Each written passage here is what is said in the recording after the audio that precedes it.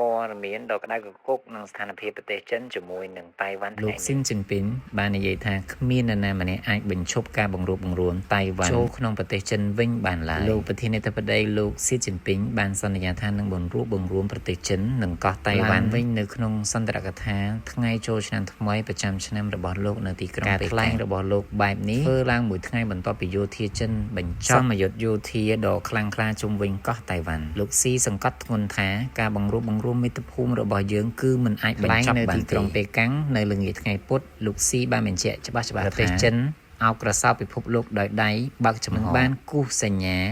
បញ្ជាក់ពីការបដិញ្ញារបស់លោកក្នុងការបង្រួបបង្រួមតៃវ៉ាន់ឡើងវិញលោកបន្ថែមទៀតថាជនរួមជាតិនៅសងខាងនៃច្រកសមុទ្រតៃវ៉ាន់ចងភ្ជាប់ដោយចំណងឈាមក្រាស់ជាងទឹកហើយការច្របាច់បញ្ចូលគ្នាតៃវ៉ាន់ឡើងវិញនឹងគ្មាននរណាម្នាក់អាចបញ្ឈប់បាននោះទេព័ត៌មាន CC Times ចុះសម្រាប់បងប្អូនតើមានមតិយោបល់ដោយម្ដេចដែរលើបញ្ហាចំនួនចិននិងតៃវ៉ាន់នេះ